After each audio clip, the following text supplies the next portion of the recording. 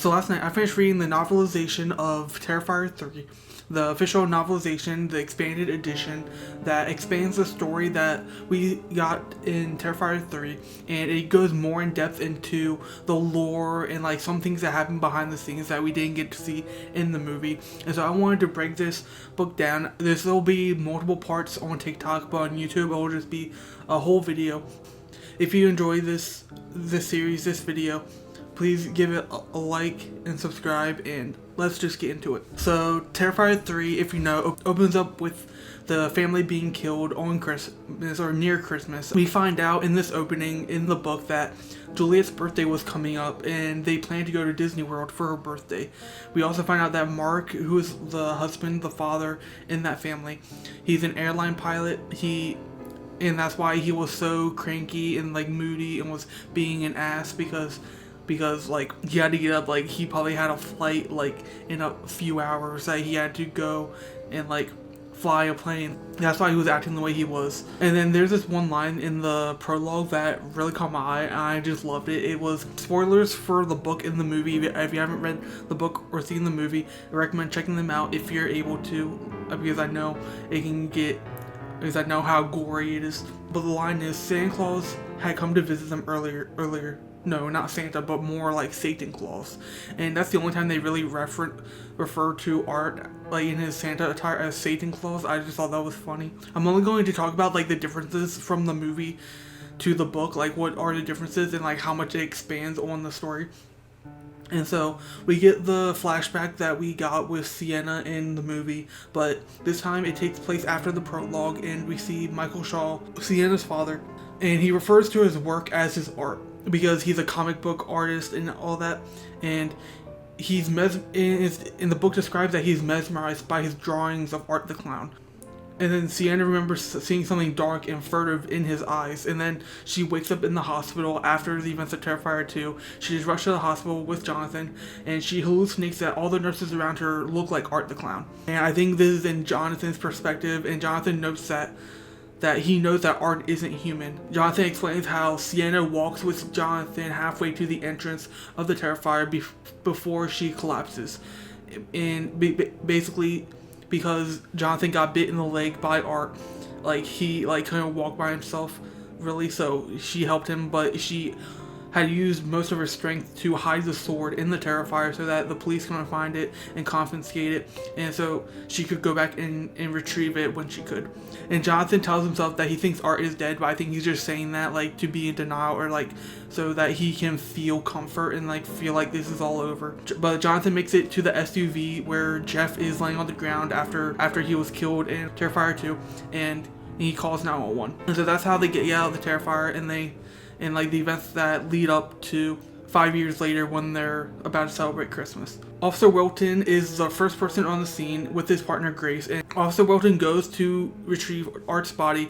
Grace stays with Sienna, and Jonathan stays at the SUV with one of the first responders, I believe. And Officer Wilton recalls in his perspective that he has been to Terrifier once before when he was a kid, when he was younger, and he was dared to go into the Terrifier, and he thinks he might have encountered Art the Clown or the demon entity, as he remembers seeing like yellow eyes in the dark and a voice telling him to let him in, basically.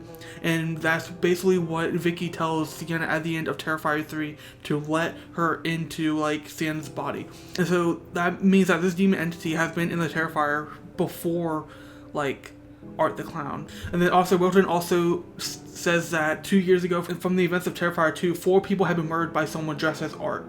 But we know in the first Terrifier movie that's 1 year before Terrifier 2, that 9 people were killed in that massacre. So I'm thinking, was there a massacre before the first Terrifier movie at some point? I haven't seen All Hallows Eve, so I'm not sure about those movies. And I think there was also a short film of some sort with Art. But then he also says last Christmas a family of 4 had been slaughtered in their home outside of town. And so that makes me think the family of 4 is referring to the people in the prologue. But I thought the prologue was where Art went to after getting the Santa outfit from Charlie at the bar, when he like used the cryo freeze like blowtorch thing to like freeze him and steal his like Santa outfit. Maybe I'm wrong on that. And again, this novel, it's an expanded novel. It's canon, I believe.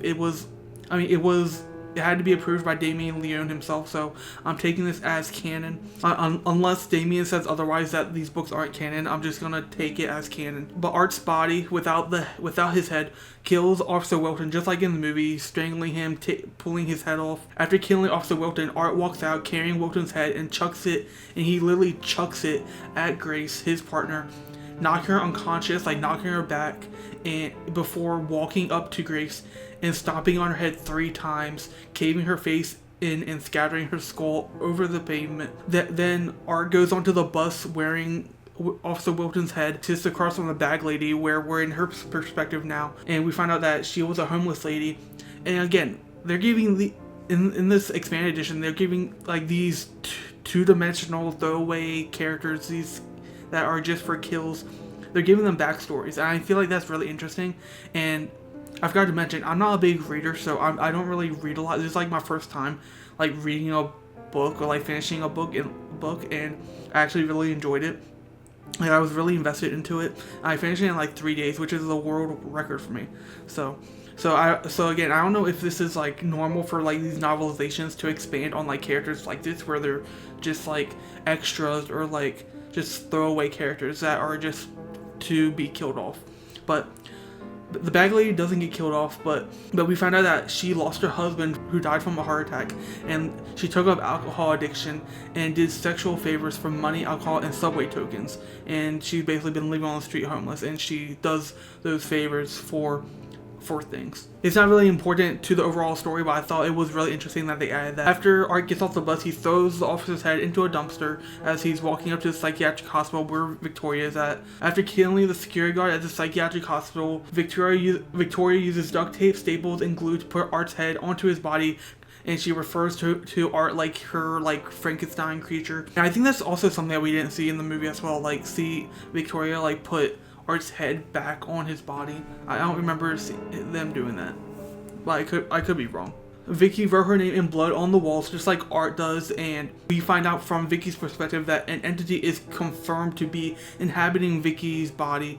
Vicky releases all the patients from the psychiatric hospital, and they all attack the last remaining security guard in that cell block or in that like wing of the hospital. Then that's when Vicky and Art escape the hospital, go on the bus or the train, and again, I can't remember if this was like a subtle thing in the movie, but I do remember them going onto the bus and seeing the guy who's dressed like Art the Clown for Halloween. In the book, it says that it hints to them killing him, and then because Art goes from a bloody clown suit to a clean one. But I can't remember if that happened in the movie or not. I'll have to go back and check it. But Art basically killed the guy who was dressed like him and took his clean clown suit that didn't have blood on it. Once they get back to the abandoned house where they're staying, Art sits down in his chair, Vicky sits down in the bathtub. A month goes by, it's now November, and Vicky noticed that Art hasn't moved, and we find out that he's preserving his energy, and he's doing it by just sitting still, not moving, because he's low on energy. So Vicky takes a phone that has its cord cut.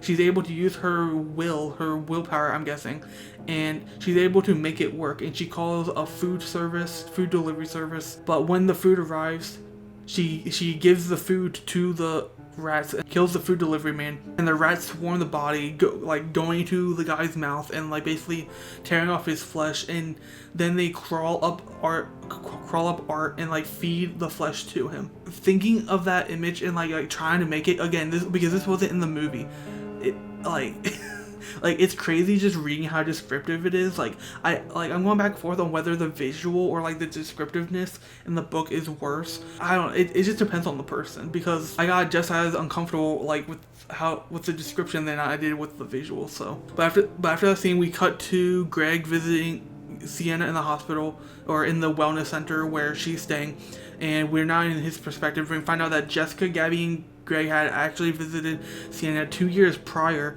in October, so that would have been 3 years after the events of Terrifier 2, and Sienna saw a skinny bald guy and thought he was Art.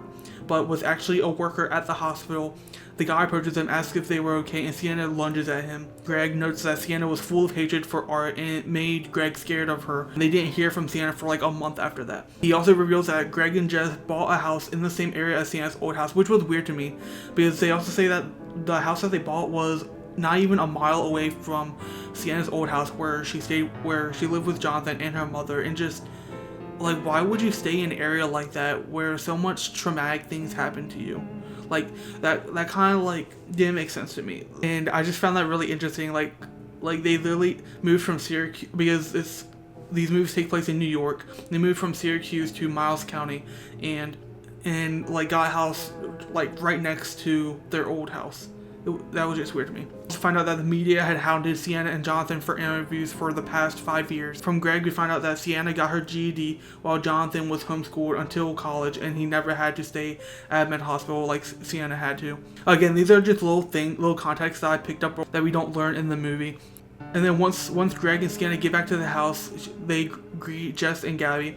Gabby and Sienna hug, and then Gabby is quick to try to pull Sienna up the stairs to her room. But as Gabby like yanks on her arm, Sienna gets a hallucination of Art ripping her arm off like out of the socket, and like just blood splurting everywhere. Another one hallucination that we didn't get in the movie.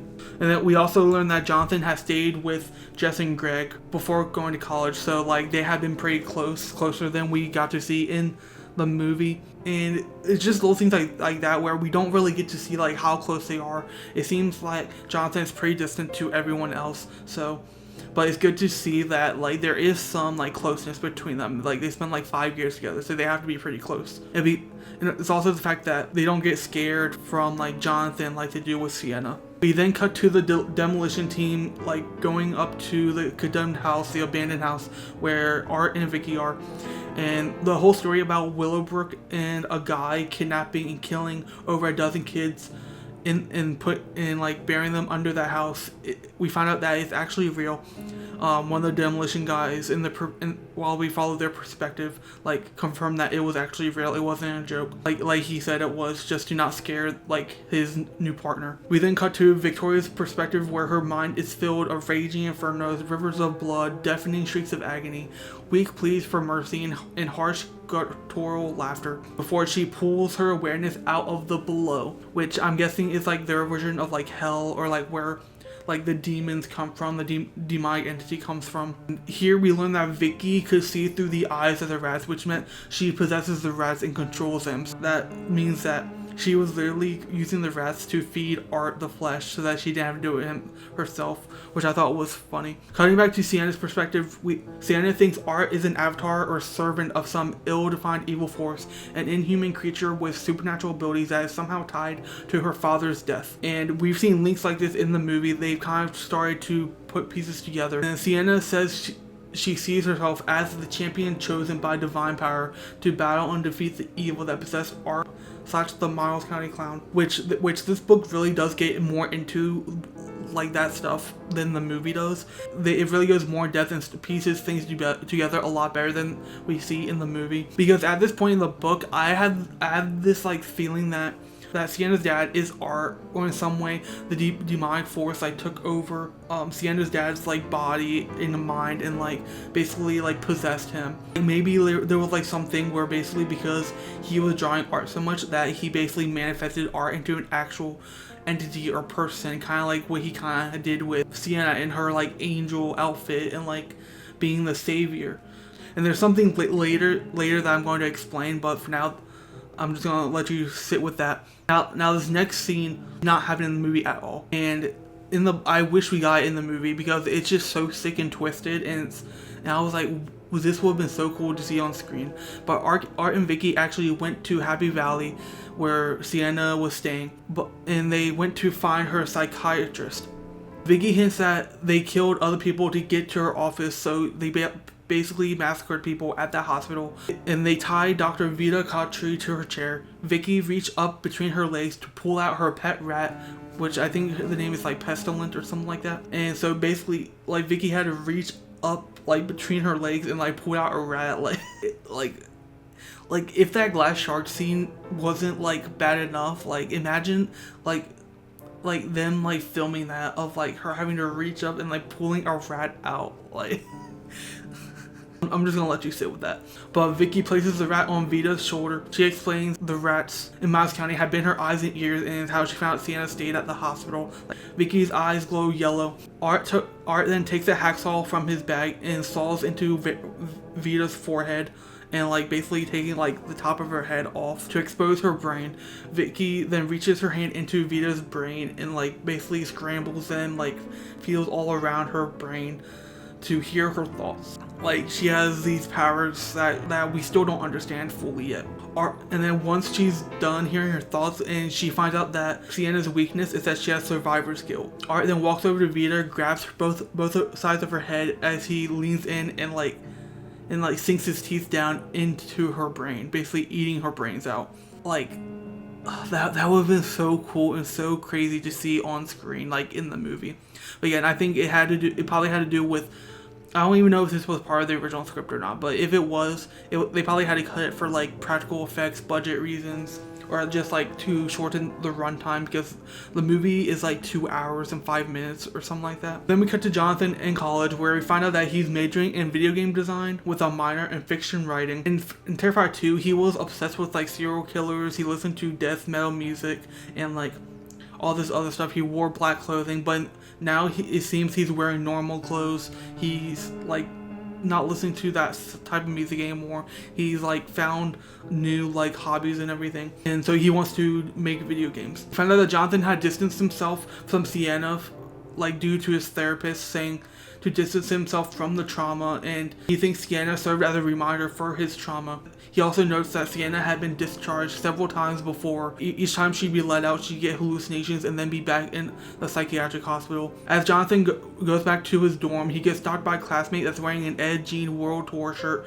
and he claims that he's a distant cousin of Sienna's friend Allie, who had died in the second Miles County massacre. And when Jonathan tells him off and tells him how weird he is and how crazy he is, he asks what's wrong with him. Zach, who's the obsessed like fan of like serial killers, he tells Jonathan, "You think you're better because you survived. Maybe you and your sister weren't worth killing after all."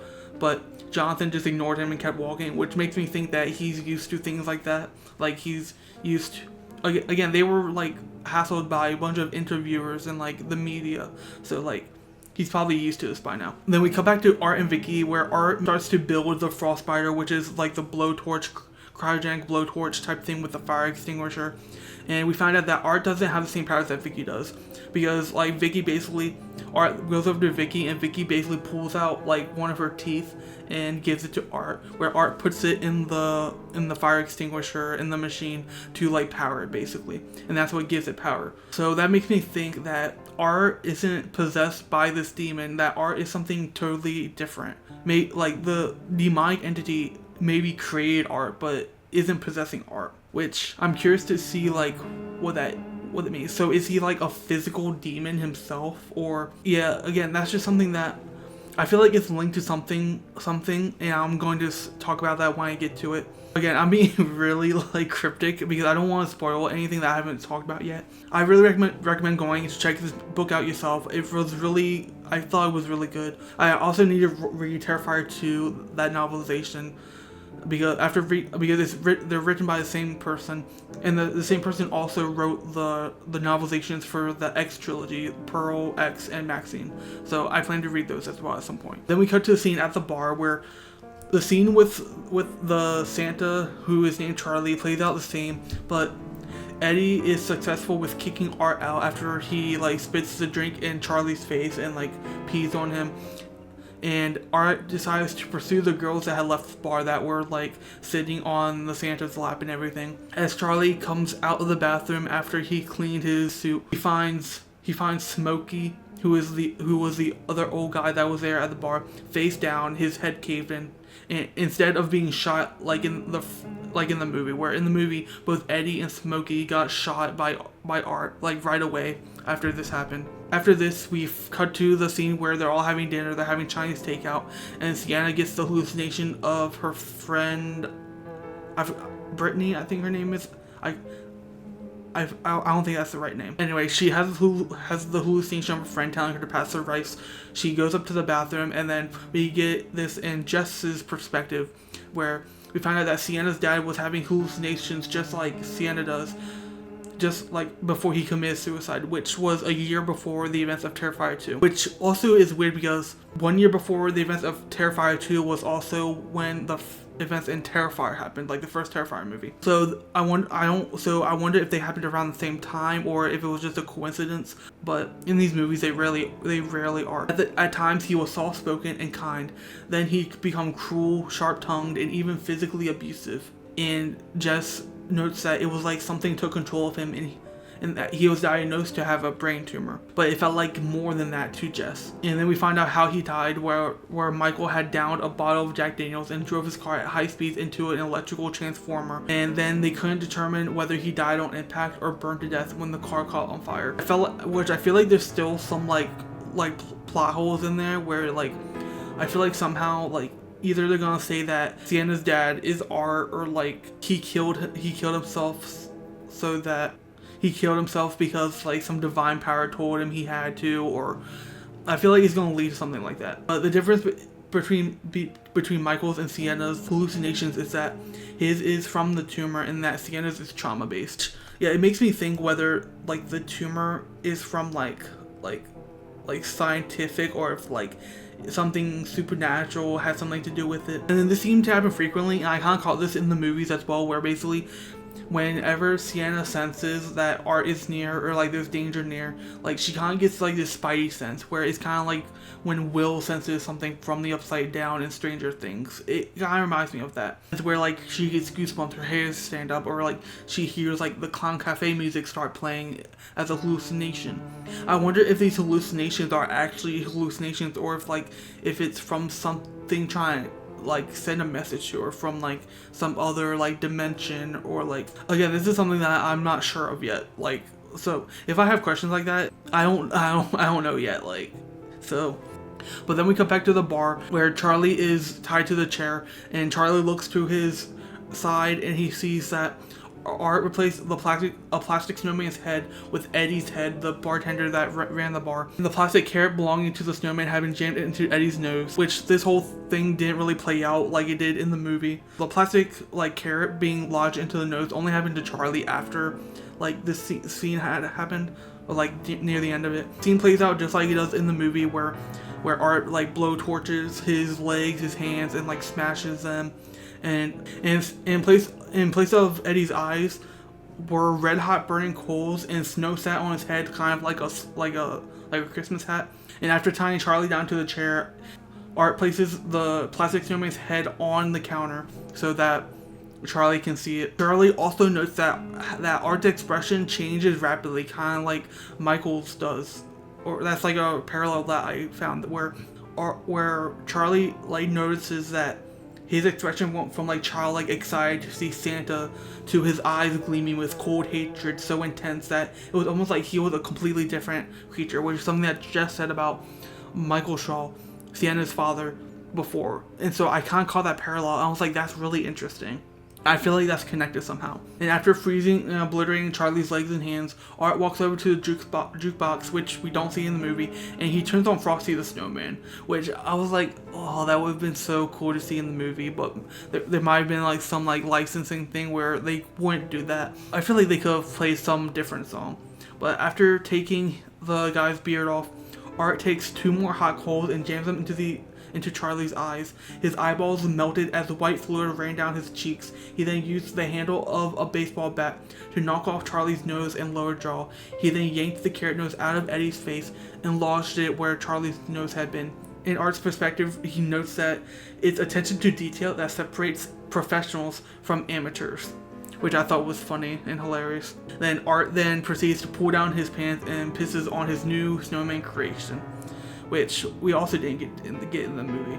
That would have just been the cherry on top to that scene, in my opinion. After Jess checks on Sienna, who was in the bathroom, she walks out and before going downstairs, she has a hallucination herself where she sees a figure that is wreathed in flames. She tries to ignore it and brush it off, but the burning man just stayed in her mind and lingered. But it was weird to hear that she got a hallucination as well. So again, it kind of hints to that maybe Sienna's hallucinations aren't due to her trauma and they're like linked to something else, like something trying to warn her.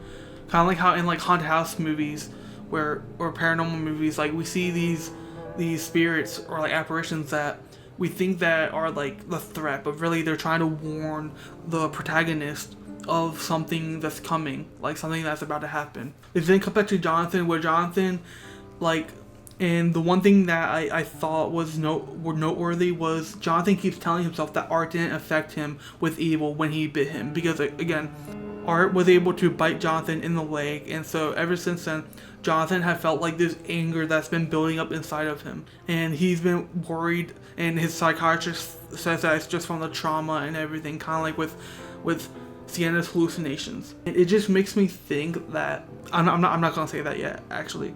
But Sienna then also finds a letter that Jonathan had wrote her 3 years prior, which would have been 2 years after what happened to them.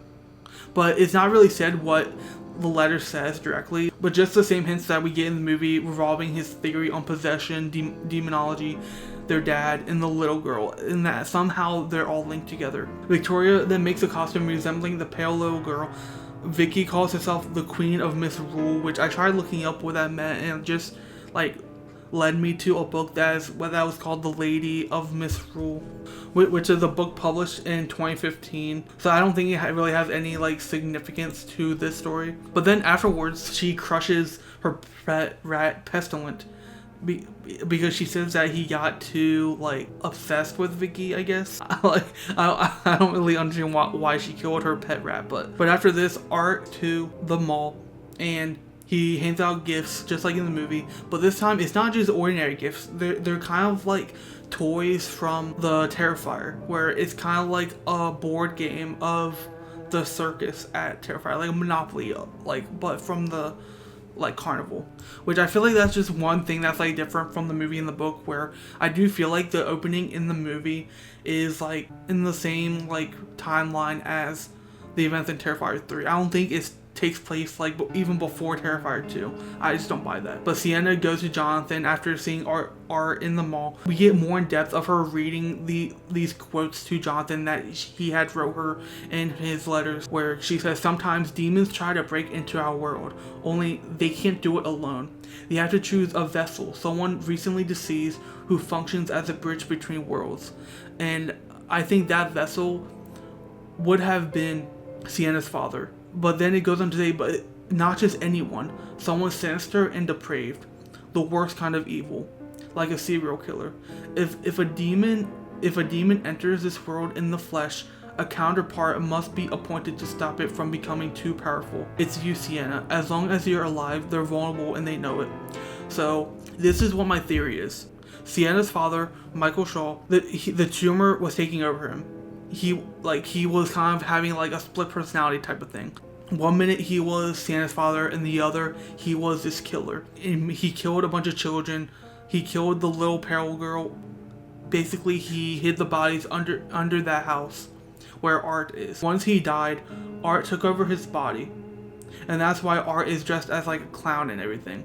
And that's why he has like different powers than like Vicky and like little pale white girl, because Michael's body was the vessel, and he was recently deceased around that time as well.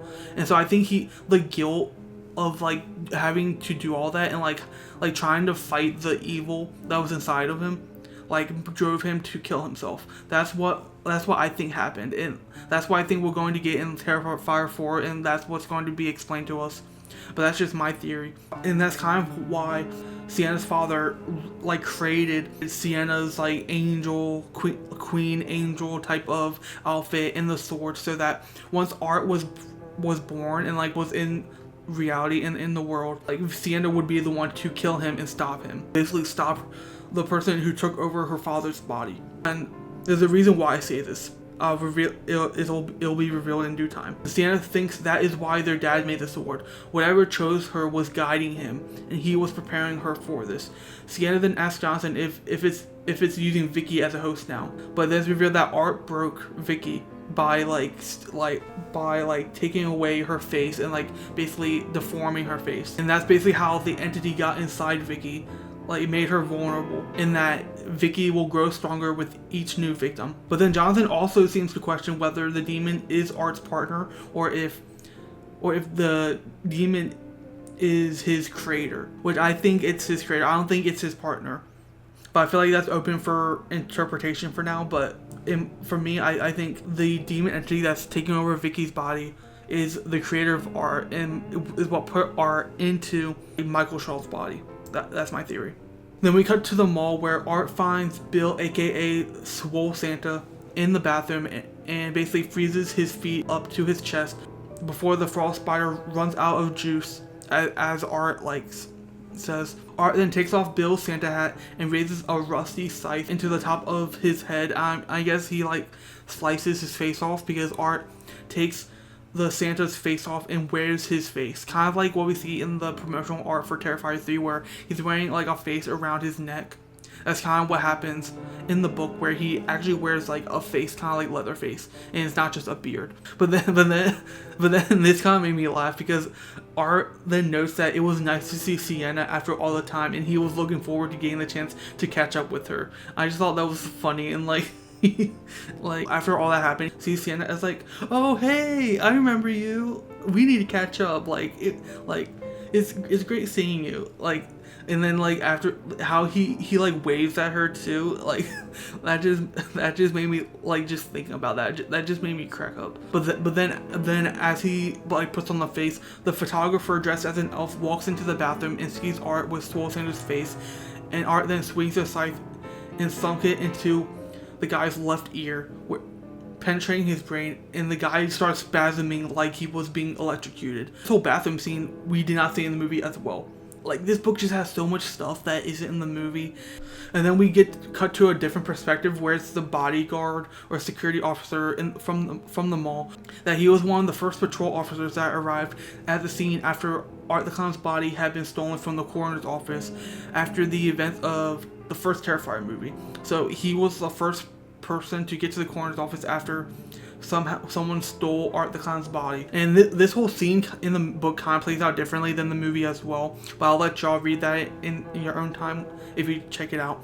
Cutting back to the house after Sienna goes and gets the sword from the Terrifier. We don't get any of that in this book, that's one of the reasons why I read this book, because I thought we'd see Sienna going to the Terrifier to retrieve the sword, because I felt like that was just a big plot hole in the movie, but we don't even get that in the book. When Gabby offers Sienna cereal, it turns into Art Krispies with razor blades, glass shards, and live insects, and basically Sienna hallucinates that. Again, another thing we didn't get in the movie. And then after that, it just plays out like it does in the movie. We find out that Gabby reads Sienna's diary just like in the movie, and then she refers to the sword as the sword that Uncle Michael made.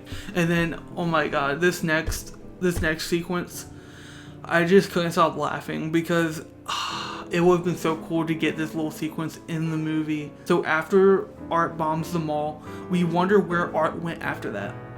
We probably assumed that he went to go see Jonathan. No.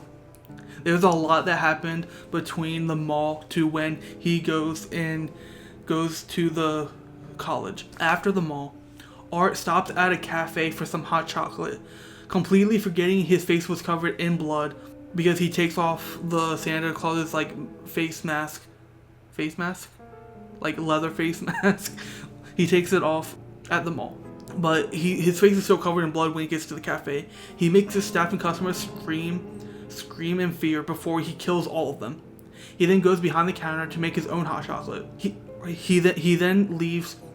He drives around town looking at Christmas decorations. But he then stops at a house that had an unconvincing nativity scene made of molded plastic and was poorly painted. So what did Art do? Art was offended by the poor quality. As he notes, it offended his artistic sensibilities so much he spent half an hour fixing it so it had real corpses instead of plastic figures. Art wasn't able to find an actual donkey or sheep, so he killed a bunch of dogs and cats and put them into a pile that resembled a donkey before putting a few more in a smaller pile to resemble a sheep. He then found and killed adults to play Mary, Joseph, and the three wise men. Then the most difficult was finding an infant that had the right amount of holiness and innocence. So instead, he took the plastic baby that was part of the original nativity scene and painted its face to resemble Art's face, his own face, with black and white paint, and putting it in the scene. That's not all that happened. There's more. Art then drives down to the historic district in Miles County, walking the sidewalks until he finds a man in a top hat giving people rides in his horse-drawn carriage. Art waited until there were no more customers and he walks up, twists the man's head violently around, and he climbed into the driver's seat of the carriage. He then drove the carriage over sidewalks, running people over, horse hooves and carriage wheels, breaking bones and bursting organs, until he got home to greet Vicky at the abandoned, condemned house. That was so much that happened, and I can only imagine if we got to get that whole sequence in the movie. I wish, the movie would have probably been so long. But I just imagine that little sequence with Christmas music playing, and it's made to feel like a holly jolly time, but it's just blood and guts and just total just total chaos. Maybe there's some expanded edition that Damien Leone could make. I doubt that they filmed any of this because, again, practical effects, they cost a lot probably. Again, it just sounds so cool, and so I just wish we could have gotten this played out in the movie. But then we find out the way that Art is able to find Jonathan. They didn't use rats like they did with Sienna. What they did was, when Art swallowed some of Jonathan's flesh in the second movie, he created a link between them, just like he did with the unpossessed Victoria from 6 years prior, because I think he ate her face or something in the first Terrifier. I could be wrong, but basically that's how he was able to find Victoria, and now he's able to find Jonathan because he bit Jonathan's leg. And so it allowed Art to track Jonathan wherever he was, and Vicky notes that they are there for survivor's guilt. So basically they were going to kill him to make Sienna more weak and basically try to make her more vulnerable. So Art goes to the party that is on campus, the frat party, where he meets Zach. And Zach is a character that we don't see in the movie, where he's the fan of serial killers. And after Zach rambles about how Art's costume isn't accurate at all, with imperfections all over, and he basically just rambles about this, and it's annoying. Art then shuts him up by shoving his hand down Zach's throat into his stomach, grabbed hold of his lining and pulled, making his body jerk and spasm as Art yanks out his stomach along with a section of his esophagus. And there's people surrounding them, a whole crowd in this house. But what do the partygoers do? They turn to Art and start clapping like it was some show, like it was some circus act. And Art is this has never happened before. Why are they all clapping? But he's enjoying the attention that he's getting. And then this other part I thought was pretty weird. So we know Jonathan went to the party for a little bit, but then he was this is so lame, and left. Jonathan is asleep in his dorm room. While he's asleep, he gets a visit from his mother in a dream, and she's warning him that he's going to have to be strong for what's to come. And we didn't get this in the movie either. She also mentions that their father would have been there in his dream as well, but he had other things to do. But she says she snuck out of the place she was at and had to be back, but snuck out to warn Jonathan. He then wakes up and answers the phone, where Greg is calling him. That's when Jonathan gets senses and compulsions that leads him to the bathroom where Cole and Mia had been slaughtered.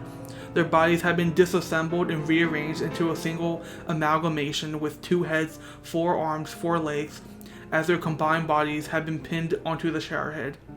Which was another thing we didn't get in the movie. When it said this amalgamation with the 2 heads, 4 arms, and 4 legs, I couldn't help but to think of the recent movie that came out called Together, where it's linked to some Greek mythology type thing. I wonder if that's where Art got his inspiration from. Because just put her to sleep, Sienna was knocked out. But there's a lot that happens when she's sleeping.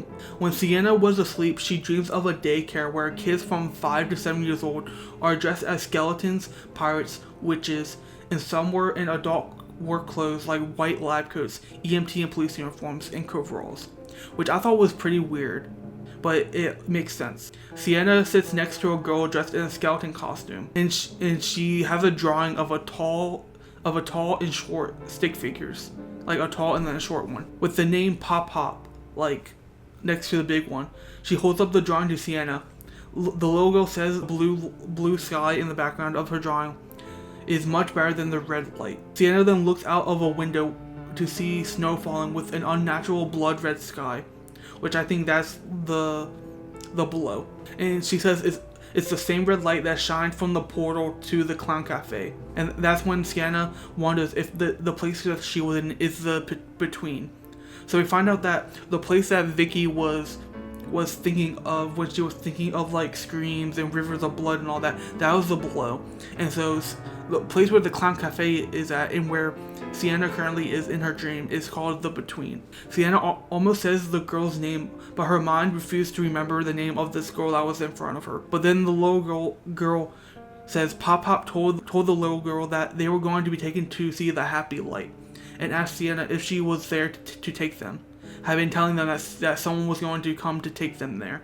But then she says a beautiful angel would come and take them someday. And so it's kind of like hinting to that Sienna was their Lord and Savior, and that she was the angel that would come and like lead them to the light, basically. And that's when Sienna remembers her name, and it's Tara, which Tara was Vicky's sister, or Victoria's sister, from the first Terrifier movie. And then Sienna turns and looks and sees a more familiar face, and he's like rolling a white van, which I think the white van toy that he had, it kind of sounded like the demolition van that Vicky and Art was driving around in. And she recalls that the little kid looked too much like Jonathan. Again, they're like 5 to 7 years old. Tara then yells Pop Pop and turns to a door where a bearded man of Middle Eastern descent dressed in a brown robe stands behind glass, and he acts as if he's just another child. And then Sienna notes that she doesn't see Jonathan in the group of kids that rushed to violently smack the glass and crying to be let out. But as she looks back at the door where the man was, she sees herself standing there. Sienna's vision then blurs, and when it becomes clear, she's out in the hallway where like the little kids were trying to get. She looks into the classroom, but it is empty. There's no more like kids there. Sienna recalls that Tara was one of the spirits that had visited her as she was floating in the sea of self and helped her escape the clown cafe in the second movie. Sienna thinks the girl dressed as a pirate was Brooke. Oh, it was Brooke, not Brittany. The girl dressed as a pirate was Brooke, and the boy next to her was Jeff, which would make sense. The boy in the white lab coat was probably the coroner that Art had killed in the first movie at the end. Sienna wonders if her mom had been there. Tara hadn't seemed to have any awareness of who she'd been while alive, and this makes me think that the reason she probably didn't see her mom there was probably because she had escaped to warn Jonathan, and that she was more aware. But I think that's why her mom wasn't there. And then she thinks if all the victims of Art had regressed in age, then that meant the boy who resembled Jonathan was dead too. But she tried to deny it and doubt that was true. But if you've watched Terrifier 3, you know what happens to Jonathan, and we don't get to see Jonathan die in the book. I'm going to tell you right now, we don't get to see that. That was the second reason why I wanted to read this book, because there was 2 plot holes. One where Sienna goes to retrieve the sword from the Terrifier, and Jonathan's death. I wanted to know how Jonathan dies, but we don't get that, which makes me think that 1, Jonathan isn't dead, or 2, he's dead, but there's something more with him, and it's linked to him getting angry and feeling like he's infected by evil, kind of like his father. And it makes me wonder whether Jonathan is turning into Art the clown, or someone like him. Sienna's gonna have to kill Jonathan as Art, or someone like Art. I think that's where this story is going, and what we're going to see in Terrifier 4. And if so, I wonder how they're going to hide the fact that Jonathan will be in Terrifier 4. They will have to keep that under wraps. But then Sienna hears a clanging sound from a big iron door that looked like it belonged to a sinister castle of a dark lord. A red glow is shown in the cracks of the door, and Sienna catches the whiff of sulfur, which is linked to demonic entities, where you smell rotten eggs or sulfur. She walks toward the metal door. The heat becomes more intense off the door as she got closer. When she stepped through, she found herself in her father's home office, and she was a little girl again. And when she reaches to the drawing of the warrior angel that her father is holding, she gets jolted with energy that surges through her body, and her dad's hand had been fused to the paper with hers. Then he turns Sienna's head, where she sees a stone chamber filled with fire, smoke, and metal, and a demon Clyde was working the forge. Sienna looks at the workbench and sees her armor spread out, but made with actual steel, just like the Halloween costume that she had in Terrifier 2.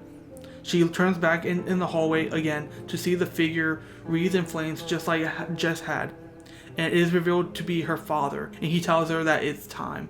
At first I thought that meant it's time as in what's going to happen in Terrifier 3, like in the final act, in the finale, because after that she wakes up, and that's when the third act starts in Terrifier 3.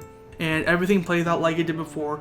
Once Sienna gets downstairs, instead of simply knocking her out with the mallet like in the movie, Sienna is successful to run up the stairs, but Art grabs her foot, drags her down the stairs before throwing her headfirst into a glass coffee table. And then before Jess is killed with the one really gross and gory kill, Jess looks behind Sienna to see the burning figure standing behind her, which we now know was her father.